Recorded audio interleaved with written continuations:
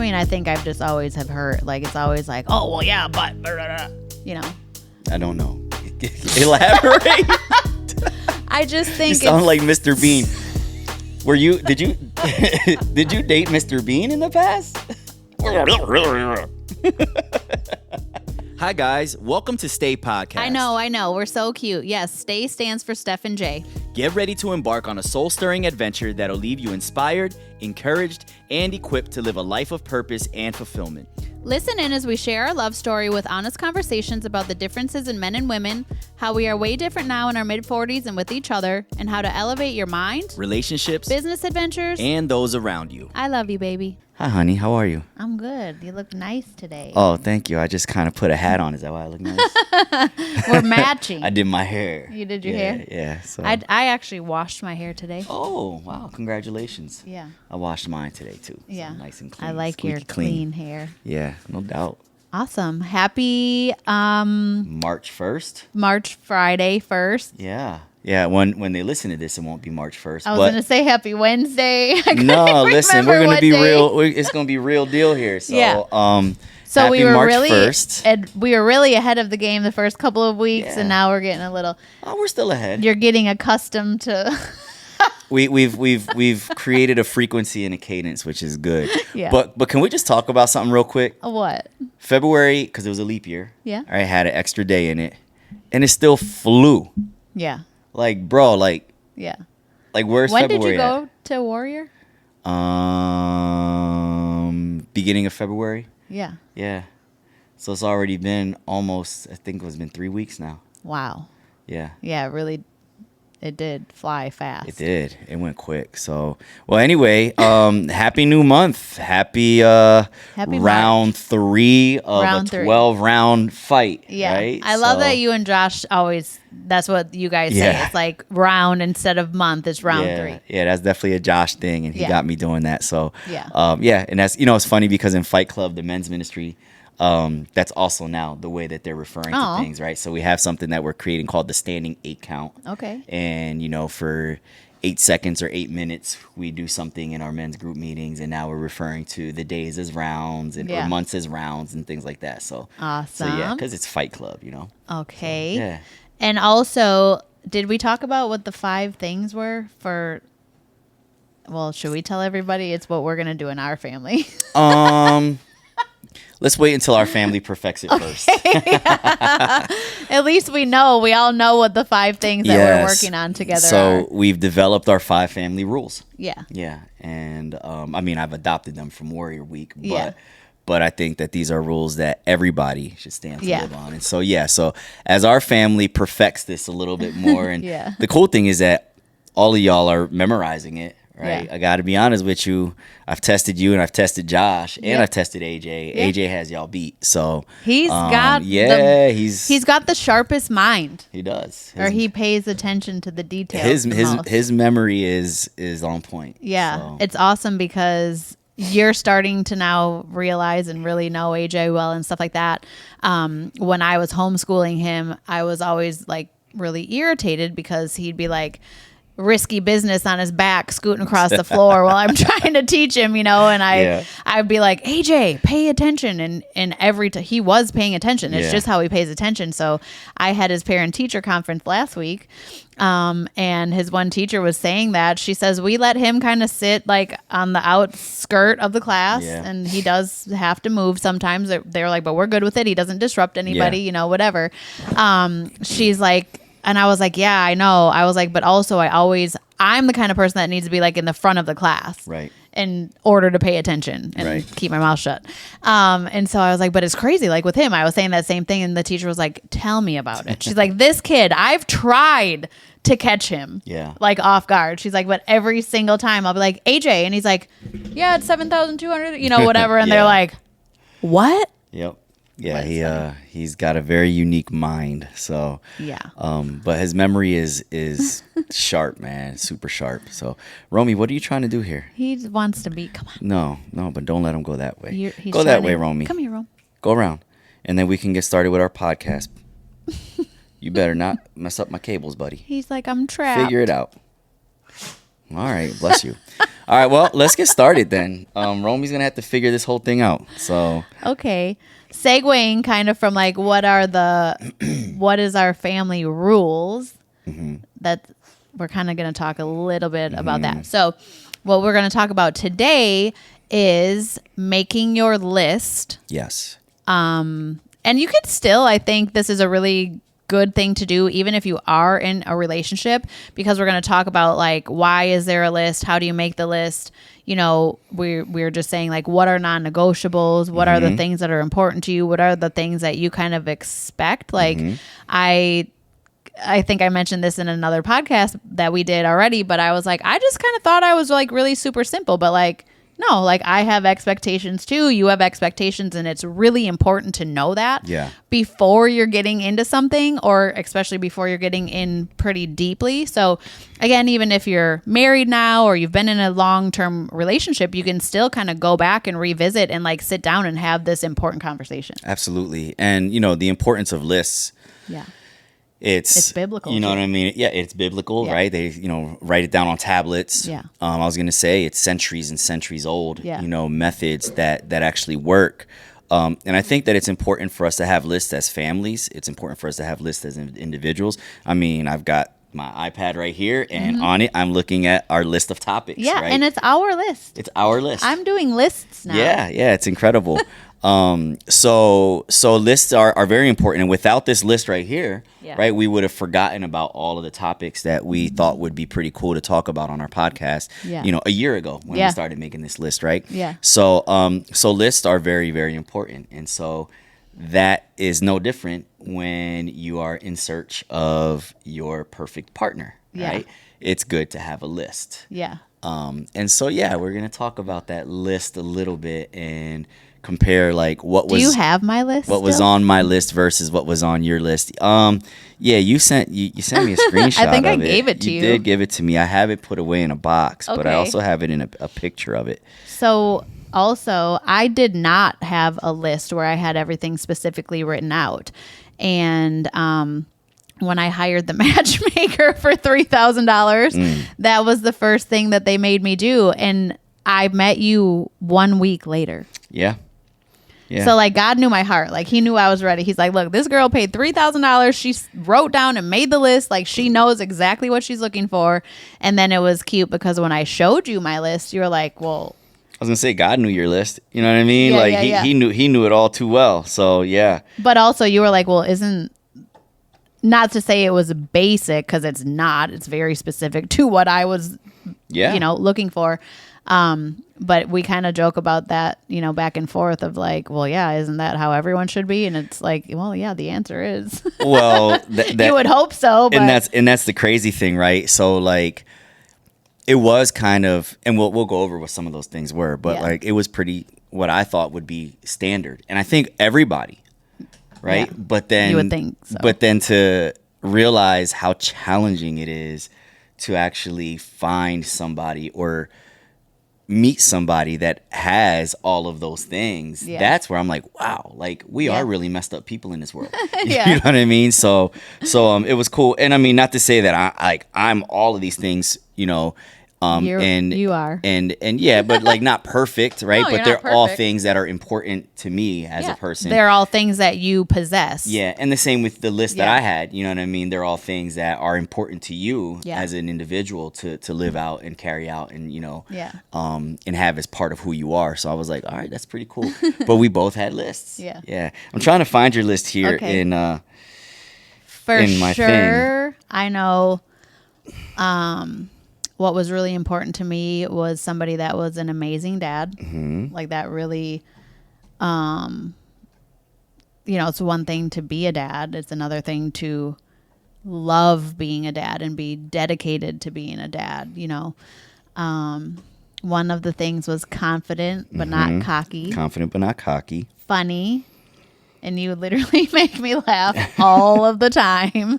I'm kind of funny. You are so funny, but a lot of the times it's like at my expense. Just meaning I make it easy to laugh about. Yeah, that's true. Actually, one of the things I just saw on that list was the cage-free chickens. So like, I do really live in this very happy little world, this happy little life in my mind. Yeah. Right. That does not mean I'm naive to anything. In fact, that's probably why I live in this happy little life, because, you know, you continue to wake up and actually see and dig into what's going on in this world.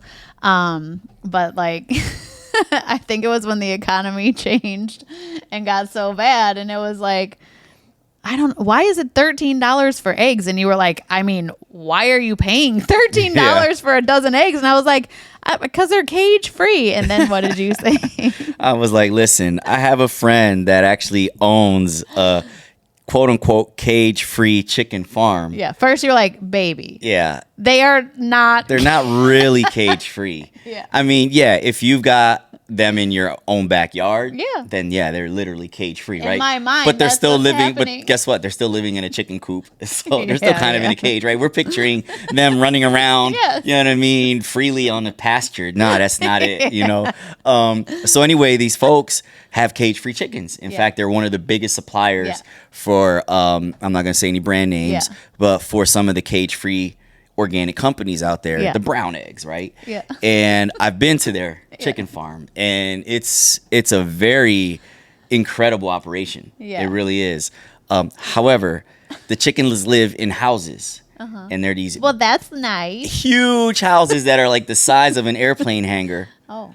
with like 30,000 chickens in it. Yeah. On top of each other. Like they step on each other and they poop on each other, and you got to go in every day and, you know, find the ones that didn't make it, you know, from the night before, right? Because they got trampled or pecking order. Yeah, that's exactly it. It's true. That's why it's called a pecking order. And so like that was, you know, one of their jobs was to go in every morning and find the ones that, you know, didn't survive the night, you know. All for us to eat some eggs. Yeah. And so they had 3 of these big houses. So they, in all had, you know, at any given time, 75,000 to 90,000 chickens, you know, in between all 3 of these houses. That's wild. And it stunk. Yeah. And it was loud. And I was like, these things aren't really as free as I thought they were.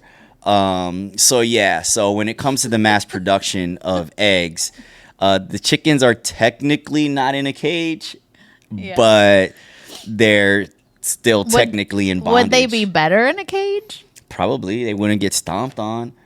But then they can't move around freely. I mean, these guys were, you know, moving around, you know, and, you know, chickens kind of like hop fly. You know, so they were doing that inside the house and stuff. But I mean, so they're, I guess it is better than being in a little cage, but it's not what we picture. So, yeah. So that's the cage-free story. But I found your list. I found your list. And Steph was very detailed with her list. She had 1, 2, 3, 4, 5, 6, 7, 8, 9, 10, 11, 12 things on the list. Okay. 12 things on the list. Is that very detailed? I might have been being a little sarcastic. I think it's very simple, but it's simple. But here's the deal: it's very specific. Yes. Yeah. Okay. So the first thing that was on your list was values family and truly loves kids. That was the first thing on your list, obviously because you have a kid. Yeah. So, I love kids. I'm relearning how to be a father to a child again, though, right? Because as everybody knows, my child is 27 years old. So it's been a long time, right? I've been out of the woods for a minute. And you're doing a really good job. Thank you. But now as I'm trekking and venturing back into the woods, listen, parenthood's a lot different, especially now as a Christian man, right? Versus, you know, when Josh was 10, I mean, I was wilding out, you know? So everything about my life was different back then than what it is now. Sure. And I will say that it's actually harder now because of that, you know, because we have standards, right? And we have values. And I was going to say, because I actually definitely do have a very high expectation. Yeah, absolutely. Of what a family looks like. Well, I remember when Josh was 10, I mean, I was just typical, right? I would go to work, come home, party on the weekends. I would have Josh with me, you know, on the weekend. Well, that time I think I had 50-50 custody of him. So he'd be with me half the time, and it would just the same thing, right? Football practice, come home, do your homework, and then you can play video games, right? And then when your friends came over on Friday night, you know, you and your friends hang out in your room, play video games. Right. I don't care if you never go to sleep all weekend. Just don't bother me while I'm downstairs drinking and partying with my friends. Right. And that, so all that to say that that's easy to do. And now I'm like, AJ, you can never go on your games or tablet. Like yeah. So now it's like, playing card games together or, finding creative things and to you do. You did not like games. No, I didn't like playing games. I didn't. Now I kind of enjoy it a little bit. Okay, so I'm getting there. you. Uno is fun. Spades is fun. Yeah, you have a lot of fun. Yeah. You thought you didn't like. You like to play different games. yeah. Well, it's the sober me now. It's a little different. I'm still learning. But yeah. So AJ is not on his video games all the time, and we have expectations and standards and values, and so it requires much more attention. Yeah. Which is a good thing. Yeah. That's just something that I have to learn better, right? And so I'm working on that. Yeah. But you, on the other hand, are an incredible parent when it comes to that, right? Like that was your expectation from the jump. Yeah. It also helped that you had a child a little bit older. Yeah. Right. How old were you when he was born? 34. 34. So you're a little more mature, all of those things. So that was a good thing. And you were married already and all that stuff. So that was number 1 on your list. Yeah. Values family and truly loves kids.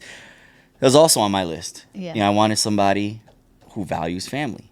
But you didn't know if you wanted somebody that had kids at all. Correct. And I was like, so what, you're going for a 20-year-old? Correct. Well, I'm just kind of like, here's one of the things. Because look, if you find someone without kids, that could be a big red flag. Yeah, that's a red flag too, right? Somebody my age, never married, no kids. Like, well, why not? And then I've never been married and don't have kids because I'm only 28. Well, then we're not right for each other. Yeah. So I knew that was going to be a challenge. So that's why it wasn't a non-negotiable for me. Yeah. Right. I knew that would be, it was preferable, but not a non-negotiable. Yeah. And I'm glad that you do have AJ because him and I have a lot of fun. Yeah. And you have a really good relationship. And it's changing me too. Yeah. It's helping me. So I'm really happy about that. And I thank you and that was something again too that was like really honest. And you were like, look, like not that I didn't sign up for this, but I'm like, well, look, this is it is travel baseball and it is this and that. And I don't send him on his, games by himself all the time. So it's been awesome. Thank you. No. And then, so the next one, someone who adores me. Well, someone who adores you. Yeah. So, and affectionate and available. Yeah. So what does that mean? What is affectionate, available, and someone that adores you? Like, give me your interpretation of that. Define okay, that I think because, just generally, because I think I'm a pretty cool chick. It's never been hard for people to like me or adore me, but as far as like affectionate and available, I think that I have tended to always end up with like before my marriage, but like I always ended up with like the bad boy or like the guy that didn't fall in love, you know what I mean? But then they would fall in love and then they were never like healed, never or always afraid, or would always get to this point where it's like, oh gosh, now I love this girl. Like, what am I going to do? You know what I mean? And then just kind of from there on out would be unavailable. Yeah. So. Okay. Yeah. And I think that, that's really good to explain those things because being affectionate and adoring you are two completely different things, right? Someone can adore you. People at church can adore you. People at your job can adore you. A lot of people adore me. Yeah. But it doesn't necessarily mean that they're affectionate, right? And available. Or available, right? Yeah. And, well, you don't want just everyone to be available. But But when it comes to your significant other, right, to find somebody that can do those three things is actually not as easy as we think. Yeah. Right? Especially, again, in our stage and age of life. Yeah. Most men... Hi, Romy. Most men that Romy adores you and he's affectionate. Yeah. Thanks, Romy. If you're just listening right now, Romy just hopped on the couch and just gave Steph a few kisses on the cheek. Oh, thank you. So anyway, to find a man that is available, can be affectionate and adore you in your 40s, is rough. Well, because I think, too, like a lot of people are like people we know that are married and, one's upstairs, one's downstairs. Yeah. Like they're not like we don't go anywhere without holding hands, without like, locking eyes, like letting each other know. And I think it's sad, like when because I do know a lot of people that have been married for 20 years and are just like this, and I think that's important. Like I think a lot of people can think that they adore somebody in the beginning because it's like, oh, there was this attraction. You know, I'm actually not really attracted to a lot of people. You know what I'm saying? Like, it's like people really have to catch my attention. I've never enjoyed being hit on because it happened all the time. And you know what I mean? It's like, it just, again, knowing that somebody's actually available, someone that's going to take the time, like, it really blew my mind how you actually like took the time to really know me, like to ask so many questions, to just, you know, work through things with me and for me. And like, I've never experienced that ever. Yeah. I didn't hear anything you said except for, I don't find very many people attractive. You got to be really, you know, catch my eye. And I'm like, yeah, I did that. Oh yeah, you did. Everything else I just heard was wah, wah, wah, wah, wah, wah. I was still basking in my championship moment. I mean, honestly, like, I used to like be like, oh yeah, look at everyone checking me out. Cool. All right. Yeah. But you know what I'm saying? Like, I've never been like entranced. I don't even know like what the correct word is, but like, it really, not many people have ever like really caught my full attention anyways, for sure. Well, it's good to know that I ranked up there with that. Yeah, you're different. Yes. It's just, and it was in all of the ways. Yeah. Yeah. So it was because you love Jesus and you were bald on your profile. And then it was, you know, hit me up if you're ever comfortable. And then it was, so you can let me take you out or what? Yeah, so you like that little bit of that little streetness in there. Yeah, I need that street. So and let's talk about these same expectations for people who are not in their 40s, for people who are in their 20s, right? Yeah. Trying to find someone affectionate, available, and that adores you, right? Yeah. Like talking to Josh and you know, being around younger men in our Bible studies and stuff. That's stuff that I've heard is a huge challenge for them. Yeah. Right. Because unfortunately, and I don't mean this as a dig. Actually, I'm going to say it on both sides. Men and women don't know how to communicate anymore. Right. Especially in their 20s. Yeah. Right. Because they've been taught a completely different way of communication. When we were growing up, and they see it. If I wanted to take you out, I had to ask you physically in person because there was no way for me to get your phone number. You had to come over, pick up. Well, there was no way for me to get your phone number unless you wrote it down on a napkin for me. You know what I mean? And I had to ask you for it. Right? I couldn't just go ahead and stalk you on Instagram or Facebook or whatever and then ease my way into your DMs. You know what I'm saying? So like, we really learned how to communicate with people, right? Now, it's easy to just send a DM, a message, or swipe right on a dating site, you know? And so it really takes out the ability to communicate. And so then you don't know how to be available, right? If you've never put yourself in a situation where, because that's the other thing, everyone due to social media now expects perfection. So they're seeing all these what appear to be great relationships on social media.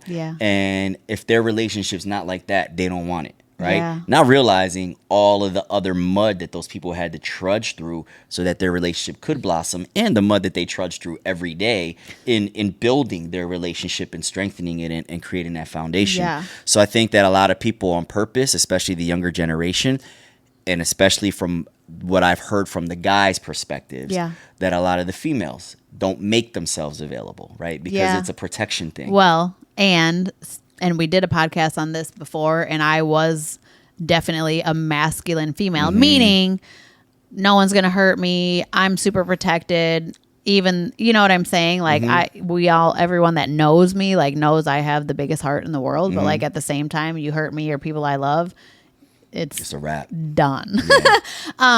But all to say, I think like we talked about before, like we come from this whole like generation of like ride or die.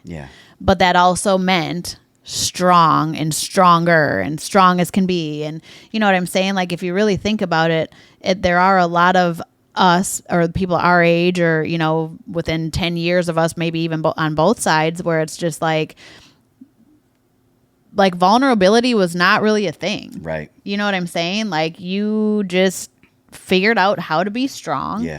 And so I think then when you're a child of that, a product of that, you know, it's like you don't really talk about your feelings, or you haven't seen like conflict resolution. You know, hopefully some people obviously grow up in a really good home or not a broken home. You know what I'm saying? Like, But no, I think that's a really good discovery, right? Yeah. Because I'm just thinking as you're speaking that people our age, many of us still grew up in households where both parents were there, right? Yeah. But the next generation, most of them did not, Yeah. right? Like well, the divorce and our rates, parents are divorced. our parents are divorced, but you know the divorce rate now is almost like it's almost expected that you come from a single parent household. Yeah. You know, and I mean just you think about it, all of AJ's friends, you know, how many of them still have two parents and how many of them don't, right? Most of them do. Like, yeah, okay, good. And maybe But because that's the area we because- live in. Well, you know, and but- it's because of the expectation of Yeah. how I was going to raise my son. But if you take it to now the urban community Sure. or, you know what I mean, other areas, and that's far and few Yeah. between. In fact, sometimes these kids, you know, none of their parents are involved. They're being raised by a grandparent Yeah. or what have you, right? And so now they grow to be in their 20s Yeah. and they've never had any of those examples. Yeah. You know, no conflict, no communication, no nothing. And so now, their whole life has been a wall, right? That they had to, you know, stand behind for protection. So now imagine that trying to, you know, now you're 25, 30 years old, Yeah. trying to enter into an affectionate relationship. Yeah, You don't even know how to be that. everything Yeah. in this world is affectionless. Yeah. Right. So it's like I didn't have a phone until I was 19 years old. Wow. So like I obviously didn't see my parents or growing up. Nobody had a phone in their hand. Yeah. You were just with your people. And that's, I think, why we were so ride or die. It was Yeah. like, no, we're with our posse. Like, Yeah. you know what I'm saying? Like Yeah. it's, I posted pictures of my friend Becky. It's her birthday today. And I was like, that was me with the camera always, like, and thank God. Yeah. Thank God I did, to capture those memories and stuff like that. Like now people aren't, I'm using my camera, on my phone or whatever, but typically when we go out to eat, people are on the phone. That's an expectation of mine. Yeah. Like you better, like, we're not going to do that. Yeah. You know what I mean? Like everyone put the phone down, or Yeah. even like when we're all home, my phone is over there. You know, it's just like those things are important because even when kids are over at my house, like, do they play the video game? Yeah, but most of the time, like, everyone's doing something together or watching a movie, or it was a pastor I was listening to a podcast one time, and I love my house to be busy and full of kids and laughter and all of that, but like he was like, at my house there's a basket by the door, and even our teenage kids and their friends, when they come over, the phone goes in the basket. Phone goes in there. Because Yeah. it's just the world. And if you've seen Social Dilemma on Netflix, like that's where like all of the CEOs of all of these different companies, even like Yahoo and Google and Pinterest and, whatever, like that is basically their goal, is to stop actual relationship and communication. Yeah, they understand how important that is from a capitalistic standpoint. Yeah. Right. To keep people so engaged in commerce. Yeah. Right. And everything is commerce based nowadays. Yeah. I don't care what it is. You can't go on a social media site without being sold something. Right. Yeah. So you want to go to, send or just a staying message. on their site Yeah. versus this site. Yeah, and then all the marketing to your likes and interests and stuff. So yeah, it's tough. All right, good. Let's keep going down the list. Okay. Not a heavy drinker and into fitness. So what does that mean? Check. What's heavy? What's heavy drinking for you though? I mean, You said not a heavy drinker. So basically you were saying I don't mind if he drinks, right. but he just has to know his boundaries when he drinks. Yeah. Okay. Yeah. And most of the, I did have really good examples. I have amazing people in my life. I was always the instigator. So Let me ask you this. If I was a drinker, do you think that you would have started drinking again? Even just because, like, what if I wasn't a heavy drinker? What if I only drank in social settings? Go to a wedding reception, I have some drinks. Yeah, or we I go out don't to dinner think and have that- a glass of wine. I think or whatever. that's what I meant. Yeah. Somebody- So do you think that you would have joined me then in those because they're such light instances? No, No. Okay. because the reason why I basically did finally quit drinking was also because I told AJ, like, Yeah. I'm not going to drink anymore. Yeah. And there's been like times too, or like when we first started dating where I was like, well, maybe just when we go on vacation or, you know what I'm saying? But like, I just have no desire now. Yeah. So I think I would have been fine with somebody who could have Sure. a beer or two at dinner, but that's really never been my case. Yeah, I think the reason that this works so well with us is because we both came into this sober. I, like we talked about in the previous podcast, my sobriety was, indefinite, right? Until further notice. Yeah. But the fact that you don't, since you don't drink, then, it's just, there's no need, right? So that's good. And that is a needle in a haystack right there. Yeah. Finding somebody, two people that align so far in everything that they, that's important to them, and they're both sober. Yeah. And it's just because, again, like what we've been able to do and build here, I was actually talking, I don't want to cry. This is another thing new with me, you guys. Like I was talking to Nicole. Yeah, we don't have any tissue around or anything. So. And she's sober. Yeah. She was like brought to me by God when I first moved here. She walked into my spin class one day and it was a Thursday. And I'm like, for some of y'all, that means margaritas. Have one for me because I don't drink anymore, And she was like, what? Yeah. She was like loving my class. And then it was a wrap. Like, but anyways, we were able to just share, like she now is in Tennessee and her husband is deployed and, she's like, praise God. Because this is it's the first deployment that he's been on that she's been sober. Wow. Yeah. Nice. And so it just looks so different, Yeah. And I'm like, I think we'd probably still be together and we'd figure it out, but we would never be as close as we are. Like there's no way because we try to do everything so completely opposite than what we've ever done, to include, not allowing our past hurts keep us hurt, or to not bring that into our relationship, or to, like for the first time ever the other day, like I was kind of mean to you, right? Like I said one thing and I've never done that before, never.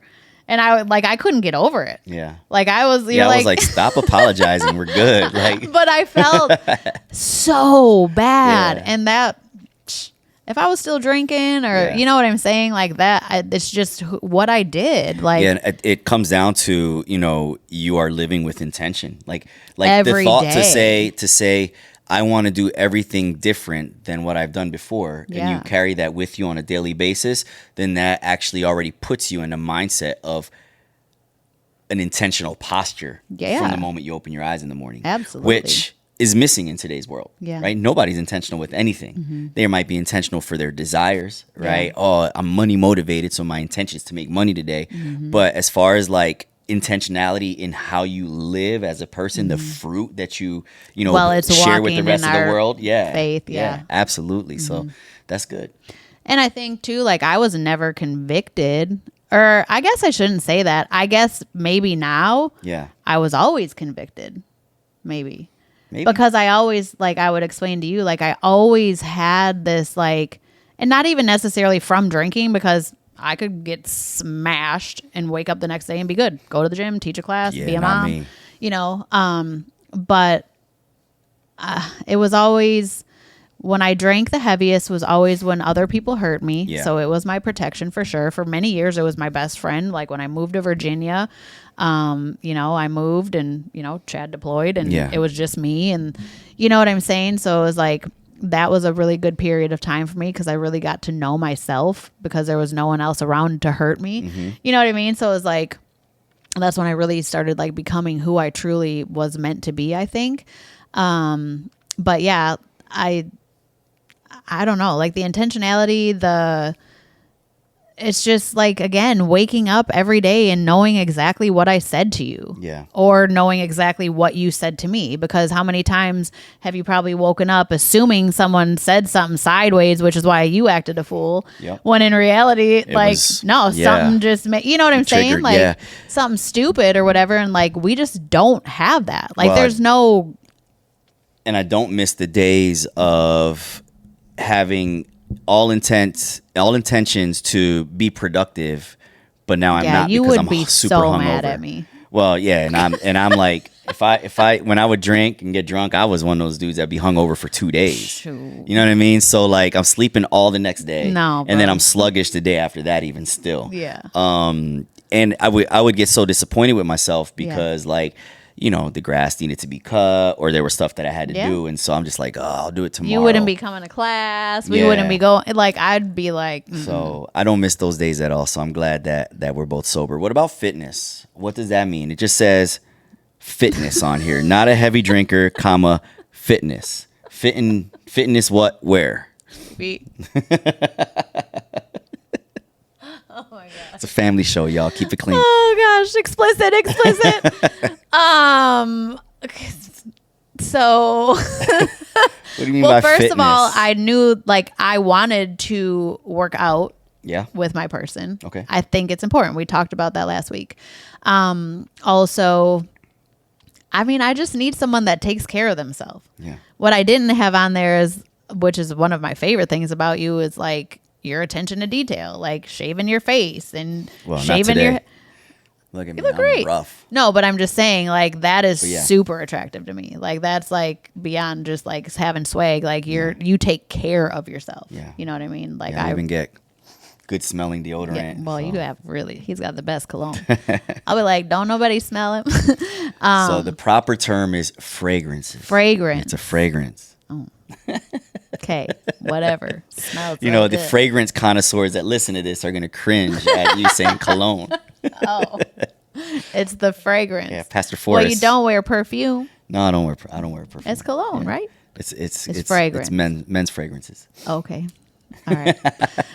But anyways, fitness, like, I don't want someone that's sloppy. Like, I don't, like, I think another thing, and I don't know if it's on there. Is it on there? What is it? Matching? No? Okay. Well, like, I think it's adorable. Like, people are drawn to us. They're drawn to our energy. They can obviously tell how in love we are and, like, things like that. And so, for both of us, it is important that we, like, fitness is important to me and my health and all of that now, obviously. But, like, also, like, I want my man to be like, ooh, that's my girl. Yeah. Yeah. I think, and tell me if it works for you the same way it works for me. Same, right? I wanted somebody that was fit. And that's part of my list, right? Yeah. Like someone that works out or understands the value of working out. Yeah. Because for me, it's not so much the aesthetic part as it is, don't get me wrong, I have preferences, but it's more so the mental part of it too. Like somebody, a woman that finds it important to fit her physical fitness into her day, right? But doesn't make her life about that, because that can be another thing, right? Like I have an ex who was, a bodybuilder, and it's a very selfish sport, and everything revolved around her workouts and her food, right? Even when we go out to eat, it would be a big problem because we all had to eat what she needed to eat, right? So like those types of things. So no, I didn't want that side either, but I wanted somebody who knew the value of working it into their day as pretty much, or their week as a non-negotiable for the health reasons. It is my mental state.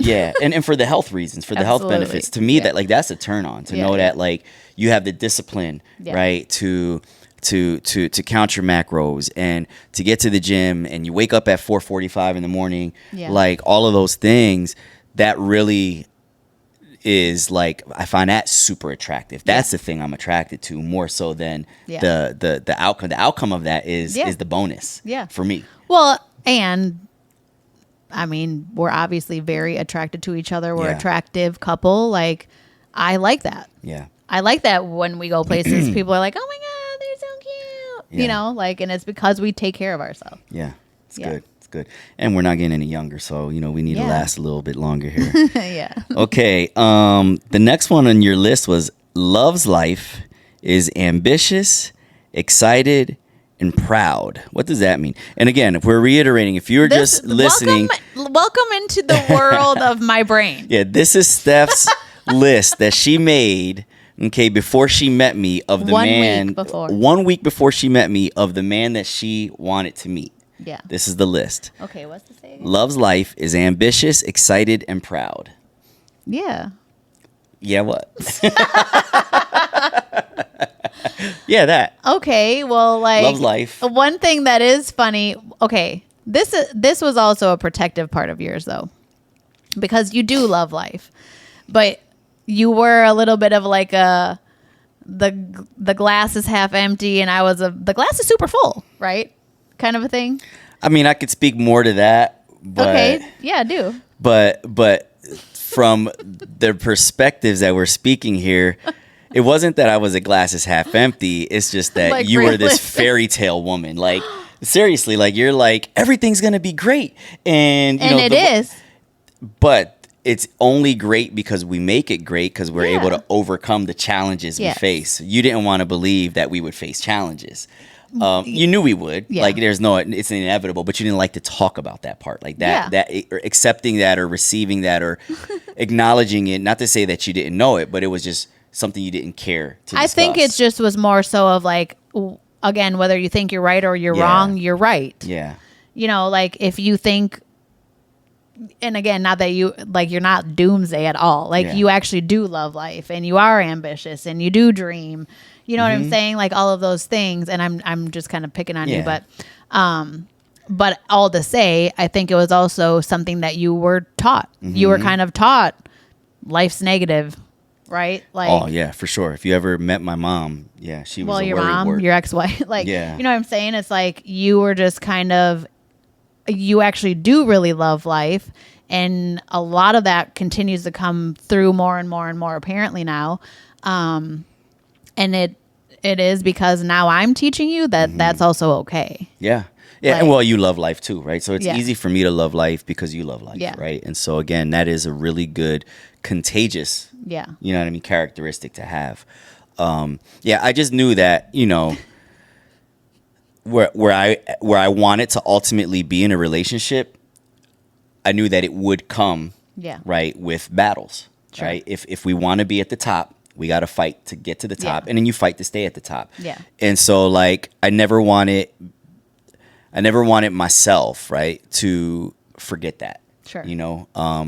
Because I have not fought, right, very much in the past to stay at the top in my relationship. I've allowed for it to crumble, and then I've run. Yeah. Right. So I think for me, I would just, So for me, I would just say like, well, we're gonna have challenges. You'd be like, oh, don't say that. But it wasn't for you. It was just continuing to remind me, like, listen, if you really want this, you got to fight for it. Okay, that makes sense. Yeah, and like that is amazing because we fight for it. It is it's work. Like one really, really, really awesome thing is there were it's only been a couple of times where you're like, all right, I'm gonna go then, and I was like, all right, go. Yeah, because that is a very us thing. Like. Prior to each other, like we'd be quick to be like, bye. Yeah, peace. Like, but what was awesome is like when you would be like, all right, I'm just gonna go then. I'm like, okay, because that's gonna help anything. And I'd be like, bye. And then you would stay. Fine, I'll stay. It's like the name of our podcast. It is the name of our podcast, and I'd stay. Yeah. And you got to fight for that. And I thank you for that. Yeah, you got to fight for that. You got to stay in the fight. Because if you one really awesome thing, I'm gonna cry again. Is because you have done those things, I've been able to stay like in that life is great place. Because if you would have left, then I would have been done. Not done. I think I'd still be here thinking I was fighting. Yeah. But I would be, all right, okay, you're going to leave? Cool. Well, what I've learned is that even when you would give me the quote unquote green light to go, right? You weren't really giving me the green light to go, right? And so like, in the past, I would have really been, super. You would have been like, oh, okay, so you're not even trying to get me to stay? Yeah, I would have been like, well, you told me to go. Yeah. You know what I mean? And the narcissistic part of me would have put it back on you. Yeah. Right? Like, well, you shouldn't have told me to go. You know what I mean? Really communicate what you really want me to do and blah, blah. And even though that's still important, right? Don't tell somebody to go if you really don't want them to go. Like, those are things and I didn't just say, okay, go. I would say, because that's going to help us. Correct. It was a lesson you were teaching me, right? Yeah. But in the past, I would have done that. Yeah. And then, because I wanted to do things differently, I was intentional in saying, this is what you've always done.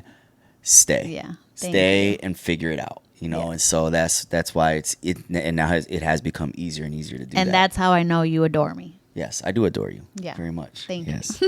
Yes. But it is like, it's those things. And it's, again, if you're either whatever stage you're in, like these things are super important. You Absolutely. know, you and I were people that would get into, although again, people didn't just catch my eye, but if they did, I was all in. Yeah. Boom, right now. Yeah. And you know, if somebody means something to you, then you should want to fight no matter what. And 100%. I'm not saying fight them like when we get into those, you know, situations, I'm not trying to fight you. Right. I'm fighting for you. Yeah. You know what I mean? And now I realize that, right? Like I just don't want to fight anymore. Yeah. Right. But at the end of the day, it's like, I do want to fight. Yeah. You know, I do want to keep fighting. Yeah. And the fight is different. So I've really learned that mindset. But explain to me here, because this is classic Steph articulation. What do you mean when you say you want an excited man? Are you excited to see me, or is that a pencil in your pocket? Like, what are you talking? What excited? What does what do you mean? Is it in the same sentence? It is. Okay. You wanted somebody that loves life, is ambitious, okay, now excited, and proud. Yeah. So what did you mean by excited? Like, yay, I'm so excited. I think again, just like what is it? Not a da-dan-da-dan, right? Like not like not an Eeyore or just whatever. Like come on. Yeah. Okay. And you are. I'm what? I'm excited or an Eeyore? You're excited. Oh, okay. Like I don't know. Like I don't know. That's like just funny. Somebody that now I'm just thinking about how I wrote it down. But yeah, I think somebody that is, you know, somebody that's gonna go to Topgolf or go to pop, looking you know forward to life on a daily basis, looking forward to doing the things, because I love life. Okay. Like I wanted somebody that would love life with me. Well, you said Topgolf now, and we talked about that last week too, and so I'm not excited about Topgolf. Let's just make that clear. But okay? You see how but we'll figure it out. I'll fight for it. I have this way. Oh man, I adore you. All right. All right, next one is confident but not cocky, and then in parentheses, wit. So what does that mean? Confident but not cocky. Like I just wanted someone that can like walk in the room and own it, but not be a jackwagon. A jackwagon. Okay. You know, like somebody that yes. You know, it's just like the people that are cocky, and I'm sure you were cocky. I was cocky too before. Yes. I used to own wherever I walked. I walked into the building like George Jefferson, bro. Look. Yeah, you couldn't tell me nothing. I walked in there too, and I knew it. I knew I was the And when Jay was in the building, everyone knew Jay was in the building. Same. Yeah. But that part of me, I kind of grew out of that quite a while ago. You know what I'm saying? Mm-hmm. So like. Just I think integrity is always huge for me. Yeah. Somebody that could walk in the room and be confident and not have to like tell everybody why they're so great was a big deal for me. Yeah. That's the biggest turnoff. So just, and one of the things that I love the most is literally watching you in rooms, you know, like just watching how you move and communicate with people and how people are drawn to you. And that's something that I've worked on. I mean, I've always had that draw. Yeah. But it always came with arrogance too. And especially when I was doing very well in business. Yeah. I had no idea, but like, you know, there had to be a flashing neon sign on my forehead saying hurt, filling voids, you know what I mean? Like all these things, because I acted in all those ways, you know, and people, there were certain people that saw right through it, you know, and I couldn't figure out why, you know, why don't you like me? Everyone likes me. Yeah, you know what I mean? But now I realize it, you know, looking back and seeing the old me versus the now me, you know, I understand exactly what that means. And I feel the very same way about you, right? Like you can walk into a room and light up the room without saying a word, right? And the same thing, you know, I walked into the skating rink, you know, for those of you who don't know, we had a church function last night. And everybody, you know, you were at work and you were coming a little later, and everybody's like, "Where's Steph?" They weren't even worried about me. They were like, "Where's Steph? Where's Steph?" But I love that. You know, because what's worse is people saying, "Oh, we're glad she's not here." That's worse. You know what I'm saying? So I want like, everybody. Oh, thank God you get a night off. Exactly. Thank God she's not here. So I would rather have the worst Steph. Yeah. But that just lets me know that people really love you, and the reason why they do is for that same reason. You're not arrogant. You're very transparent. And you're very confident, and I think that your confidence helps others to feel confident as well. Or you do a really good job. That's my purpose. Yeah, you do a really good job at bringing people into that part of themselves. Yeah. So that's good. So, well, good job. And you're witty. So I think in this point right here, confident but not cocky, and wit, you were projecting who you are and wanting the same in your partner. So okay. Yeah, that's my Dr. Phil for the day. Awesome. But because I think it's hard to also find two people that maybe, I don't know, it's crazy, like, because we are very different. Yeah. We're very, very similar, but we're also very different. Very. And this is like the first time in my life that I think I truly get it. And it's because of how amazing you are with me. Like how, like you say, like we check each other, you know, like, no, like men and women are different. Yeah. Men and women are different. I mean, it's not just a genital organ thing. Absolutely. We are from completely different planets. Literally. Yeah. Men are from Mars, like that. For real. You know, like I really finally understand that. Yeah. And again, like, okay, so I was in a very fairy tale-ish mindset. However, I'm also very wise. Yeah. Like I'm not stupid. You know, I'm very aware of how people are and the world is and like all of those things. But like until now, but it's also, and maybe I did know that, but because no one's ever really taken the time to truly know me and truly understand me and my crazy brain and, you know, all of the things, like it just, the biggest thing for me was like immediately how calm I was. Yeah. Like I, you know, we'll talk about this on another podcast too, probably soon. Actually, I want to talk about it, but you know, so many people are like, "Oh, my anxiety, I have anxiety," and and like I was diagnosed with generalized anxiety disorder and all of these things, but like really, my nervous system was freaking shot. Yeah. Like fight or flight, you know what I mean? Strongest woman, be as strong as you can be, and that is not my role. Yeah, a lot of times it comes down to the neural pathways in your brain, right? Literally. What has your brain been so accustomed to? Yeah. And in order to create a shift in that, you've got to do things differently to create new neural pathways in your brain.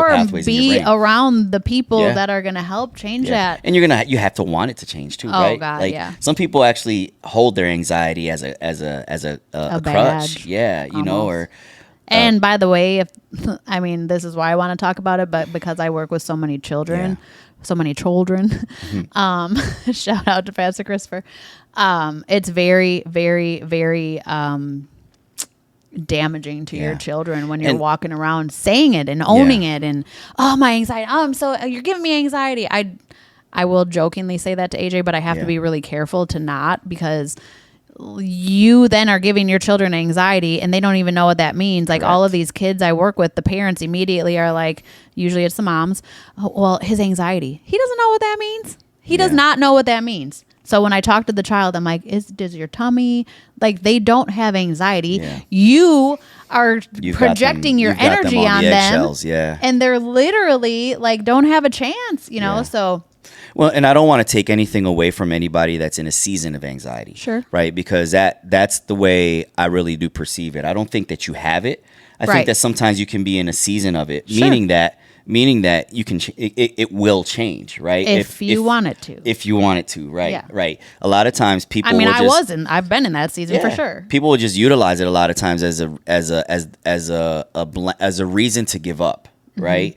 As an excuse for why they've given up. Yeah. Or when I was, quote, diagnosed or whatever. Now, granted, this is when I was deep into the herbs and everything and ensuring that I was helping people stay off of medications, because that makes it worse, you know. But I was in fight or flight. Yeah. And it's because my home was so unstable. There was nothing solid. I didn't have a leader leading me. You know what I'm saying? Like, and so for me to be able to be, you know, this soft, this whatever feminine side of me, it's because you keep me grounded, you know, like when I'm near you, I'm just like, huh, you know what I mean? Yeah. And that's also huge for me because I did not have that Yeah. before.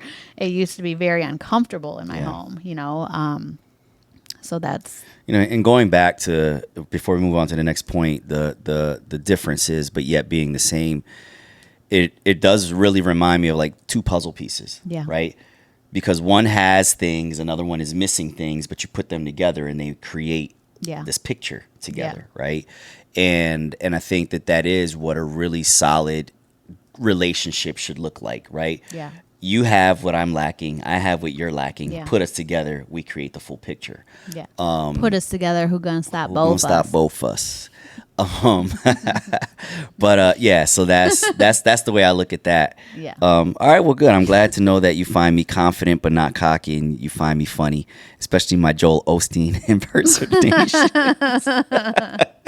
That was good. All right. He's like Robin Williams over here. The guy can like do any impersonation. Oh man, that was fun to do Joel Osteen. Though. It made me feel better. You were like, actually. did I sound like it? I'm like, yeah, exactly, just like him. Oh man. All right, next one. Believes that their partner is out there. Sounds like a Disney movie to me. Baby. So like, were you like looking out the window like A this whole at a new star, world. singing A Whole New World, and I'm across the country doing the same thing, like like that? Believes that their partner is out there. Welcome to the Disney special, y'all. All right, so what does that mean on your list? Walk me through that. Oh my gosh, I am such a hopeless romantic. Or did I just believe? I think I did a post that said that recently. I don't know. I think so many people just give up hope. Yeah. And I was never going to do that. Okay, that's good. I knew my person was out there. Yeah, that's good. That's good. That was God telling you, don't Yeah. give up. I mean, that was very through my divorce, So you there was wanted- a cardinal that came to my window every day. Like, So you wanted somebody that had that same expectation. yes. Okay, very good. Which I knew that. Yeah. Right? I mean, you know. Even though we both, like, and you even said it, like, I really didn't ever think I was going to, like, even though this list is actually pretty specific, especially when you hear my reasoning why, I never expected all of this, you know. That's good. And what's crazy about this list is that while we just 3 minutes ago said that men and women are from two totally different worlds, I can almost bet Yeah. everything that I've ever owned on the fact that most men would want these exact same things in a woman. Yeah. So we're not that different after all, yeah. especially when it comes to what we need in our hearts to be fulfilled. You know, Sure. when it comes to love and affection and relationship, we aren't that different. Yeah. The way we go about it might be different, Yeah. but what we desire is the same. And that's on purpose. Yeah. Like, that's the beautiful thing about, like, realizing all of this is, like, thank God we're so different. Yeah. Like, because to be honest, if you would have told me that, like, if you would have told anybody that knows me, like, everyone knows I have a huge heart and like whatever, but like, I was not a spaz, but do you know what I'm saying? Like, I just never thought that I would be like so gentle. Yeah. Well, I'm glad you're gentle because Yeah. I could see how you could have been hardcore, and I don't want that side. It's hardcore. All right, so now the Disney special is over. Believes that their partner is out there. Until we get to the next one. Yeah. All right, so this one. Talk to me about this one because you've helped me a great deal with this one, and there's times where I still struggle with this. Okay. Doesn't get defensive or try to blame.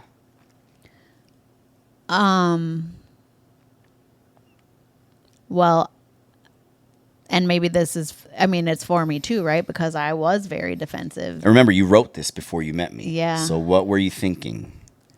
I mean, I think I've just always have heard, like, it's always like, oh, well, yeah, but, blah, blah, blah, you know. I don't know. Elaborate.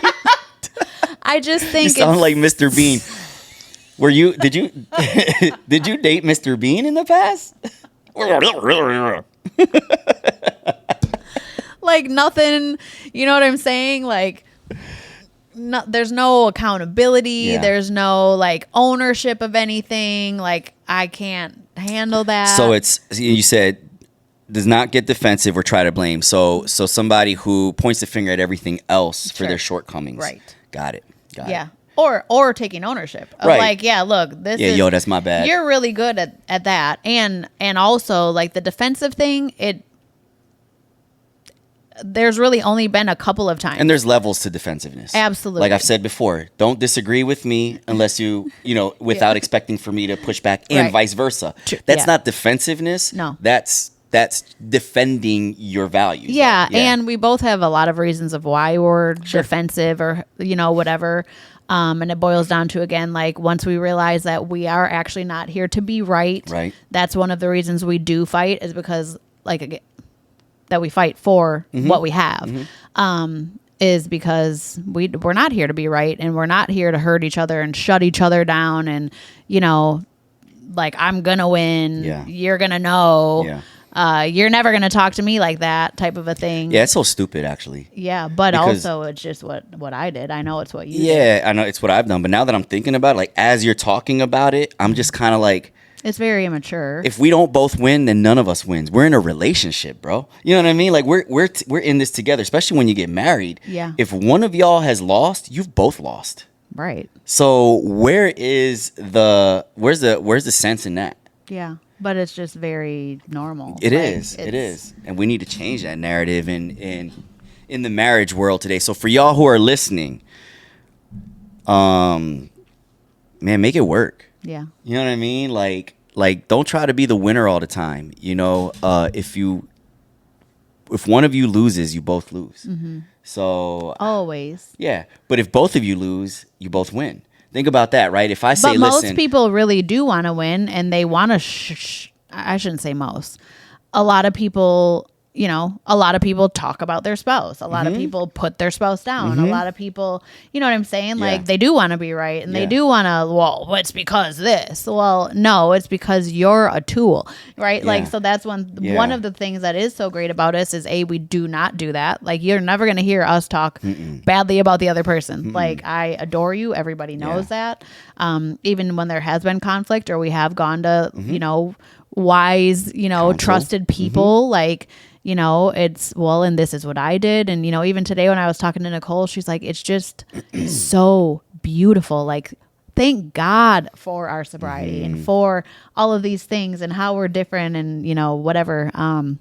She just, that everyone's cheering for us. But yeah, I just think it's really important. I've been on the receiving end of, poor you or just no ownership or not wanting to fight for anything. Just, I think for me, one thing I've noticed that I'm doing now that I've never done before is if there is something that I'm not understanding about you or something that I may disagree with, I actually question myself now too. Like, maybe I'm being selfish here. You know what I mean? Where I've never done that before. Before it's like, no, this is exactly what I want. This is how it should be. Same. And so now, like let's just say I'll talk to, one of my mentors or whatever about something. I'm like, am I wrong? Like because if I am, I want to change it. You know what I mean? And 9 times out of 10, the response I've gotten is neither of you is wrong. You know what I mean? Like you guys just have to manage it. And that's super wise right there, right? Because again, it's because neither one of us wants the other one to be wrong. It doesn't have to be that way. So it is, but it's just how people are trained, to think. So even like asking that question, well, am I wrong? Yeah. Well, because I want to know. Right. Yeah. But all to say, like, I don't want you to be wrong. Right. It's not about are you wrong or right. At the end of the day, what we do really come together to find out is when we talk things through every single time, 100% of the time, we actually mean the same thing. Yeah. We both want the exact same outcome from it. Yeah. Yeah. And we are a little bit stubborn, okay? Sure. And that's just who we are. That's part of our characters and personalities. But we do a really good job at coming together. Yeah. And the stubbornness is in extremely important in the sense of when we lock arms. Yeah. And our stubbornness doubles for the protection of our values and our family. 100%. Right? Like I'm going to get into this next. The fact that we're conservative. Yeah. Right? We won't fold on our beliefs and our values, and we lock arms with that, right? Yeah. And so like that's where the stubbornness is good. Yeah. You know what I mean? because now, again, we're fighting, right? We're in the fight for our family. And Yeah, for our beliefs. we do not waver on what's important to us. And that was also a huge thing for me. Because I've actually have come along, I grew up believing certain things, and, a lot of people believe certain things just because that's what they're taught instead of like finding things out on their own. And so, that was another thing for us. Yeah. That was very important to both of us.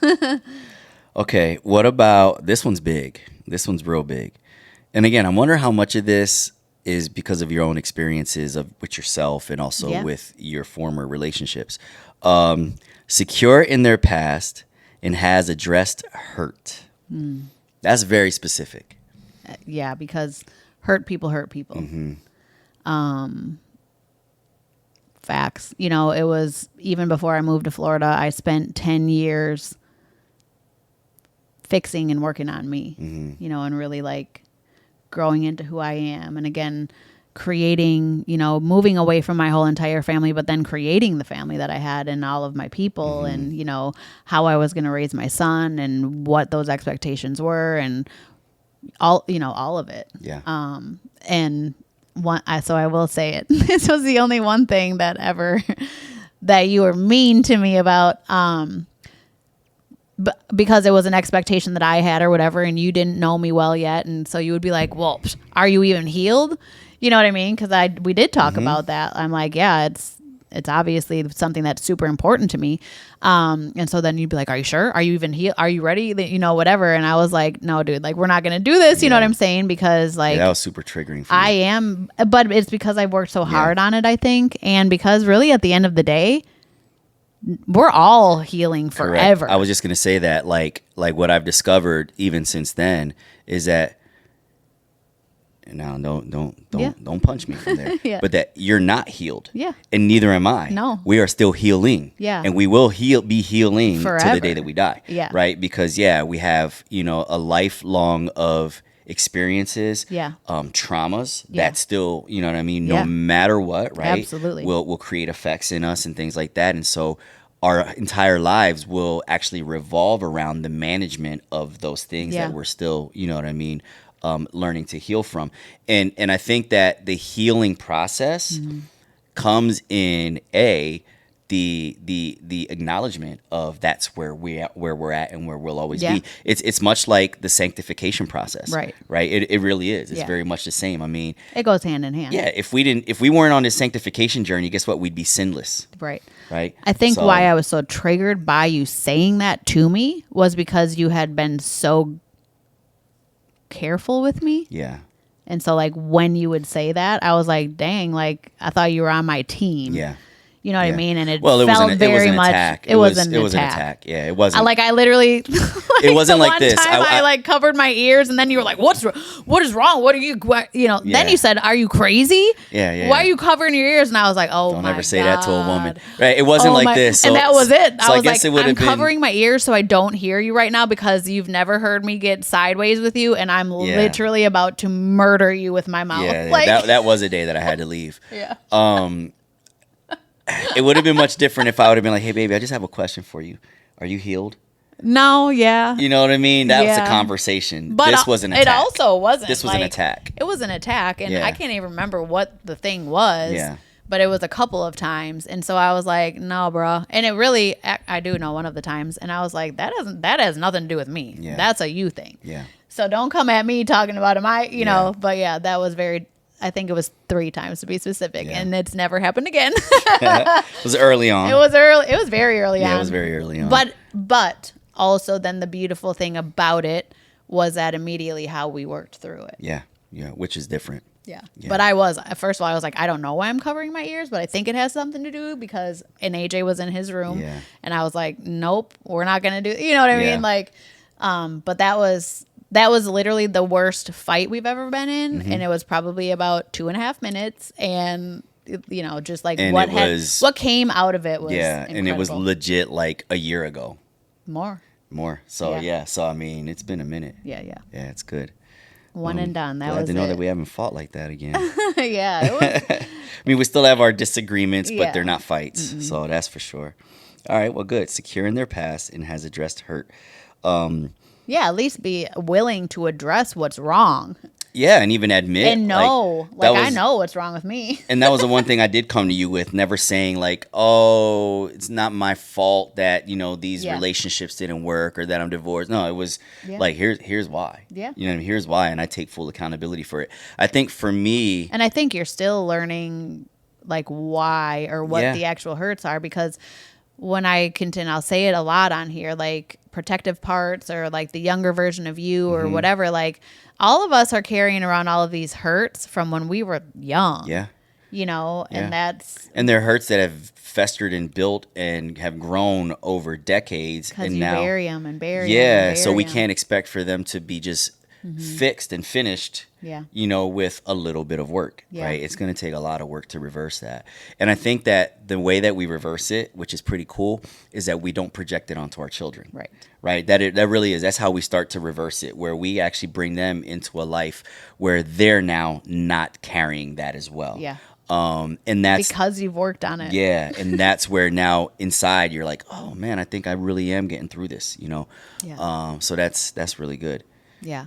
And again, like there were so many still very broken parts of me that, continue to be filled because of you and because you fight for us and you know me, like you actually know me.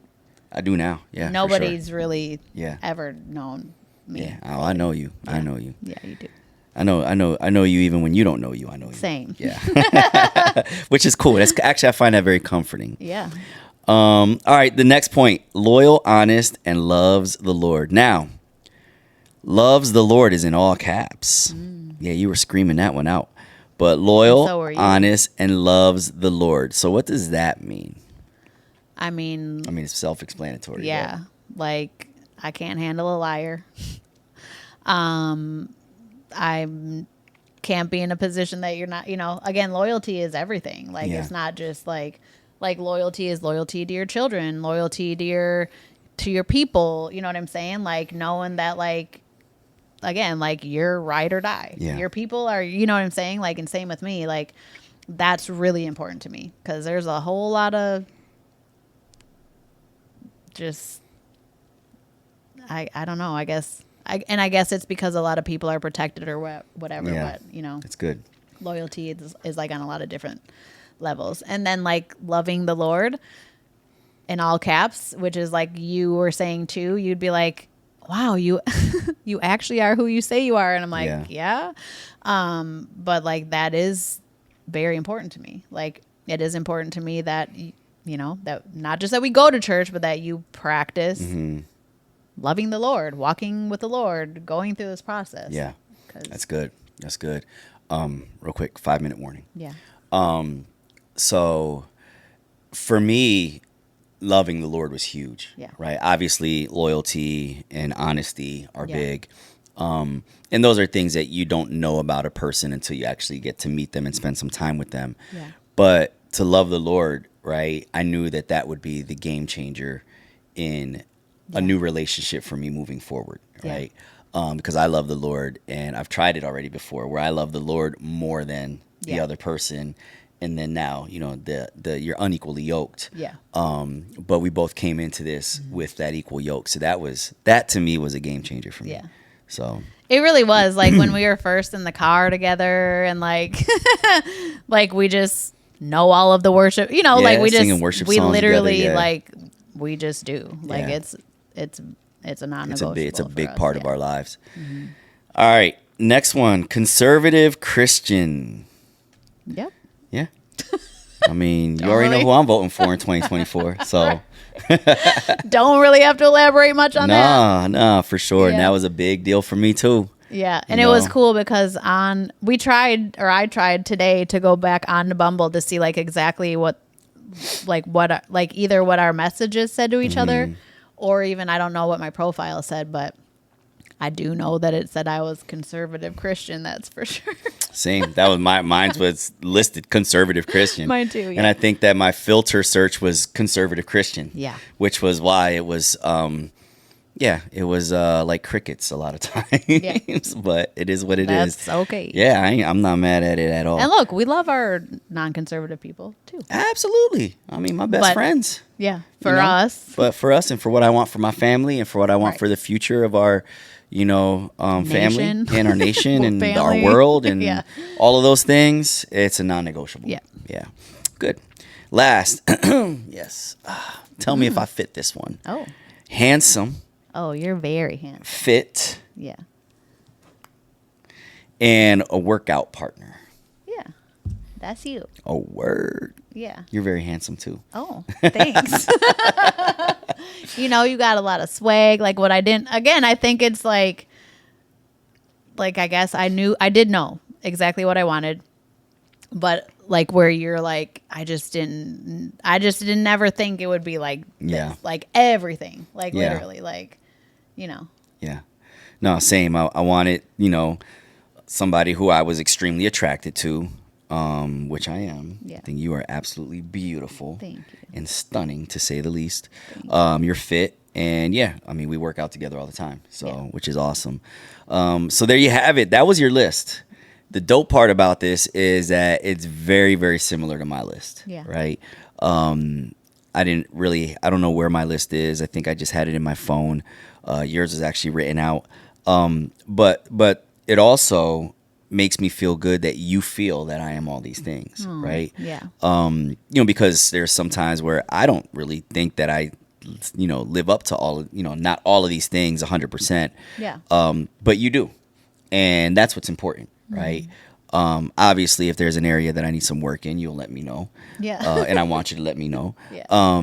But no, it just feels really good that, when you say, he really matches my list, and I look at this You list. are my list. Yeah, it really is. I just want to say that it makes me feel really good. Yeah. And has done a lot for my self-esteem. Yeah. To know that, I fit this list that you were very specific in creating. Yeah. And it also shows just how incredible God is, right? That there's Yeah, it's actually literally people out in the there that fit Bible. these lists. Yeah, like you are supposed to know, like, and as a Christian, like it's our job, to be praying for like our children's children and, like all of those things. Like you can speak so much change in your legacy, in your family, in the generations to come by having, these practices, by doing the things you do, like by letting your kids see you work through conflict. That's another thing AJ, would like kind of worry because I just didn't, like, when I was married, it was just like, whatever, you'd walk out of the room, whatever. Yeah. We just didn't do that. And so he'd be like, are you guys arguing? Like he didn't. And we were like, well, we're working through, and Yeah. so now, it's like, he's like, oh, I mean, Well, we he's let him know seeing too, like, conflict resolution. Yeah. He is really doing better at communicating Yes. or allowing both of us. He would always, I knew obviously when he was upset, but the fact that you're also very aware of who AJ is, and that's everything to me because, he just wants to be seen as well. And so like you are so gentle with him, but also very firm with it. You know what I'm saying? Like he's able to like really have that full spectrum, and that's important to him too. And, it's just, Yeah. it's good. everything I've ever literally prayed for. Well, I'm glad. And thank you, Jesus, for bringing us together. Yeah. Because it's definitely a life changer. So, Yeah. well, with that being said, That's it. that's all the time we got. Make a list. Make a list, check it twice, and make sure you really understand what your non-negotiables are versus like your why. negotiables. Yeah, why? Yeah. Right? Not just because that's what you want. Obviously I knew why, like when I wrote it, but this is how my brain works. Yeah. So it actually is cool to revisit it now and to say, well, why? Yeah. Yeah. Yeah, I think that's important because it teaches you a lot about yourself too. Are you desiring these things because that's what society says you should desire, or are you Yeah. desiring these No. things because it's something you've lacked all your life? Yeah. You know what I mean? And so really understand. It's not to say that it's bad to desire these things. Yeah. Just understanding why you Why? desire it is super important because that will also help you to understand which ones are are going to be the ones that you will not waver on versus the ones Right. that you do have some wiggle room with. Yeah. Right. Like, again, if I wasn't handsome, Yeah. okay, but had everything else, and I say I'm handsome. If I wasn't handsome and I had everything else, or you didn't find me handsome but had everything else, Yeah. you might begin to find me handsome Yeah. because of all the other things. Yeah. You know what I mean? And so, like, those are the things I'm saying, right? We have to be real careful as to what we choose as something that we don't have any wiggle room with, or versus Right. what we do. So, And I think too, like, again, if you are somebody that's been in a long-term relationship, or you're married, or, whatever, people, you are actually supposed to change. Yeah. If you're not constantly changing and growing and evolving and healing and working at things, you're dead. then you're dead. And Yeah. so you might be in a stage. You might be in a stage where it's been years and years and years. I'm able to mentor a lot of people because I share so openly on social media, and that's why I do. And I have a friend that she's probably listening, and it's been a number of months of I get to work with her and speak with her, and I give sound advice, not based on my opinion, but based on the Bible. Yeah. And also because I've lived all of these things. I've lived all of these things. I've been all of these things. I've done all of these things. I've worked on the things, but at the end of the day, like, it's God. It's God, and it's you putting in the work, and stop being the victim, and stop man. finding all of the things wrong with the other person, and like take the ownership and do, you know what I'm saying? Mm-hmm. Like, stop being so complacent and thinking that you're so deserving, but yet you're not doing Yeah. anything in return. And you got to just do the work. Sit down and write down your list, or sit down and think about, like, why did you fall in love with that person in the first place? And if it's in a situation where, like, maybe you did meet someone and you came together too fast and everything was, gung ho, let's, whatever, and you didn't get to know the person, sometimes that happens too. But Yeah. like, can you sit down together? That's like the first step. So many people are unwilling to even do that. You're strangers in your own home. You're going to wait till the kids go to college or whatever, but like, you're not fooling anybody. Right. And really what you're doing right now is ruining your kids. Right. So either figure it out, come together. Can you work through it, or pray over it and move from there? That's good advice. Yeah. That's really good advice. And to anybody who's single that's listening to this, make your list. Make your list. Make your list, and- because a list then creates the catalyst for vision. Yeah. Right? And if you have no vision about who it is you want to be with for the rest of your life, then guess what? You shouldn't even be looking to date in the first place. shouldn't be if you're looking not to willing date. to write that list out, then Yeah. you shouldn't be willing to date. Yeah. Yeah. And or like, don't be surprised when When you don't get it's miserable. Yeah. You're miserable. You Yeah. know, like, you matter the most. The things that you desire are there for a reason. You are important. You deserve to have the best. Mm-hmm. And, if you're in a mindset right now where like you don't think you're worthy, or, whatever, please reach out to us so that we can pray Yeah. with and for you, and, or reach out to, somebody else that, that can help you. But please don't stay a victim, to your situation or even to your past. Like, it does take work. But the work it's the difference. Amen. Amen. All right. Well, that's all for today. That's all for today with my little heart symbol. Peace out, y'all. Bye. Hey, thanks for listening, everybody. Do us a solid and share this episode and tag @TheJMiranda and @Steph_view. Please also review us on whichever platform you're listening on so we can grow. If you need our prayer, please reach out to us on Instagram. But ladies, don't be sliding into my man's DMs. And fellas, clearly I'm already taken. Tune in next time.